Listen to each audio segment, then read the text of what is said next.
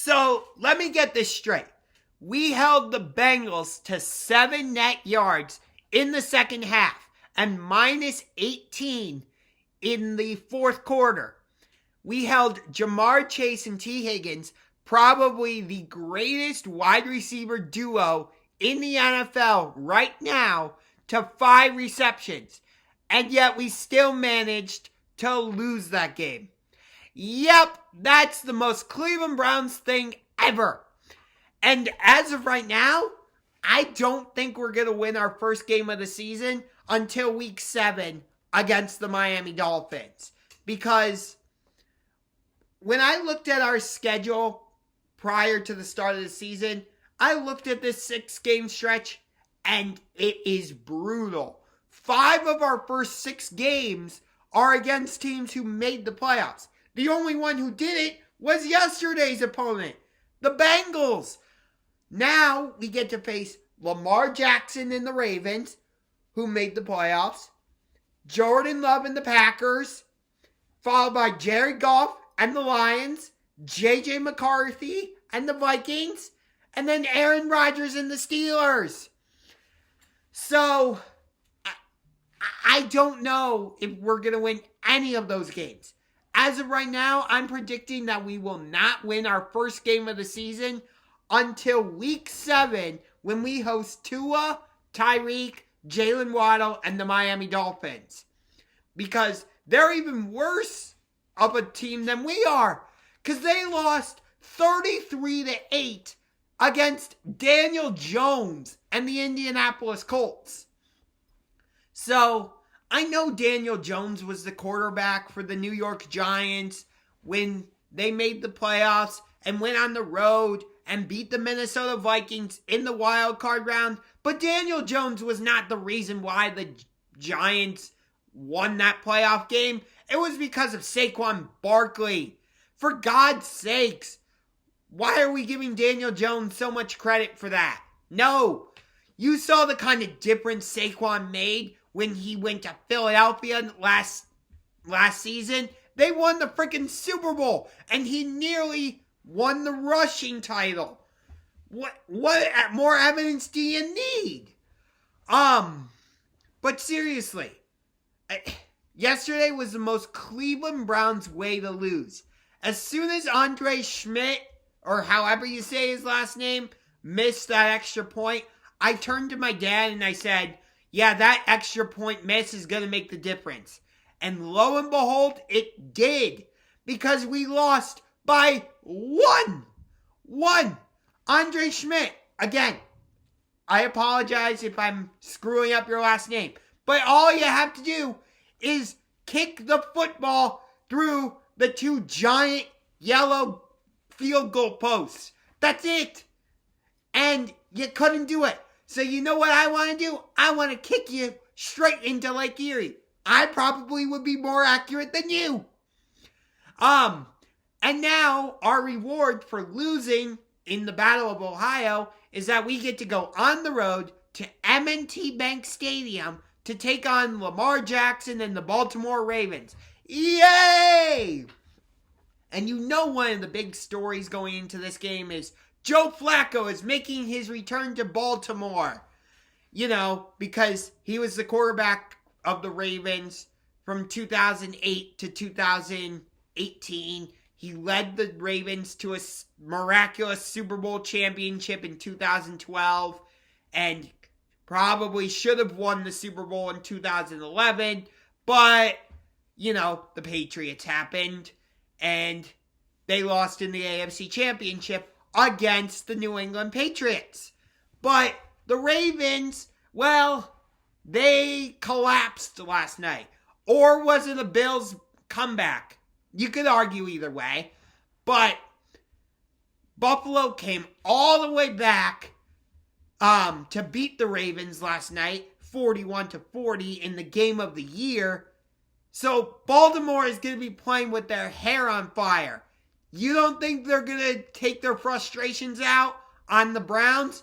Oh, yes, they are. Lamar Jackson is going to run all over us. Last I saw, the Ravens were favored by 12.5. As of right now, if I had to make a score prediction, I would probably say Baltimore wins big. 32-15. Probably something like that. How you get 15 in the NFL, I'm not quite sure. But the Browns will find a way. But after Baltimore, they come home to take on the Green Bay Packers.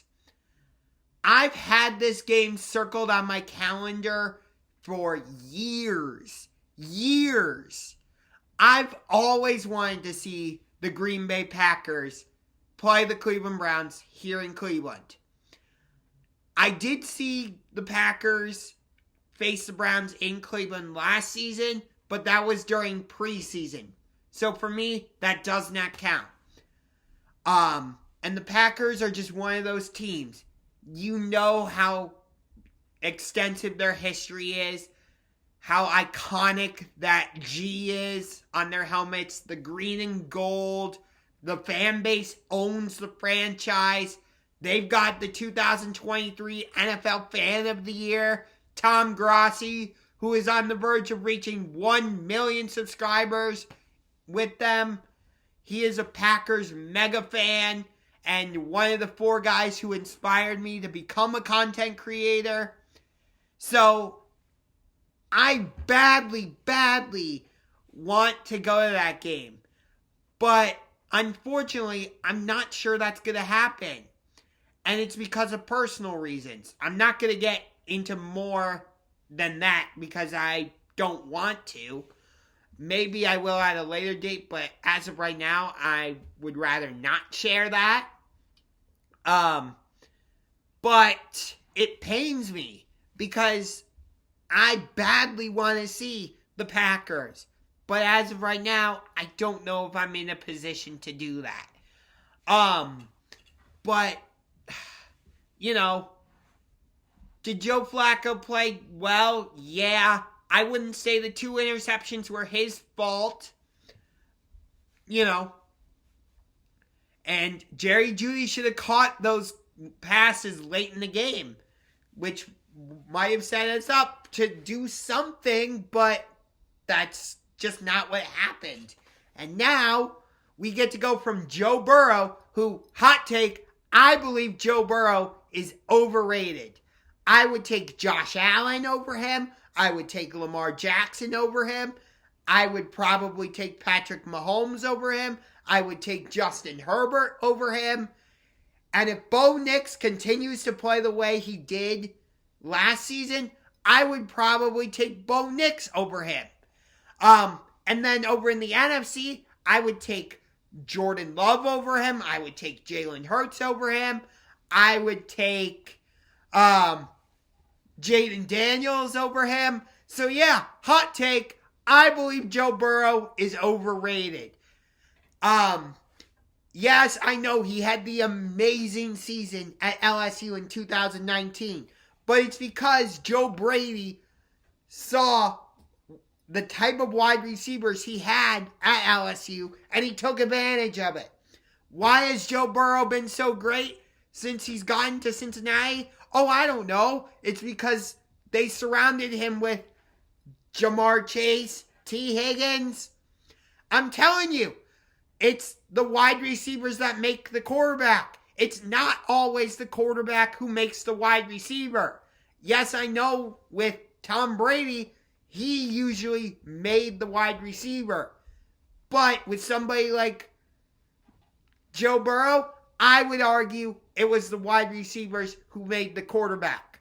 I know, that's a hot take, and for right now, I am standing by it. Joe Burrow is overrated. I get it. He's beaten Patrick Mahomes a few times in the regular season. But he's only beaten him once in the AFC Championship. He's one of 2 guys who went into Arrowhead and beat Mahomes in the AFC Championship. I understand that. But when he goes against Lamar Jackson, what happens? When he goes against Josh Allen, I get it. They beat the Bills in the playoffs in Buffalo. I understand that. But still, Buffalo's a way better team right now. I You can't deny it. Buffalo and Baltimore are the two best teams in the AFC right now. And the road to the Super Bowl is going to go through Orchard Park in Buffalo, New York. Or, I guess, not really, because Orchard Park is a suburb of Buffalo. So, it's going to go through Orchard Park. You know what I mean. Jesus. Who cares about the details? But, yeah. Yesterday was the most Cleveland Browns way to lose. They just invent new ways to lose. It is truly unbelievable. When you think you've seen everything in terms of ways teams can lose, the Browns continue to invent new ways to do it. I don't know. But that's my take on Bengals-Browns.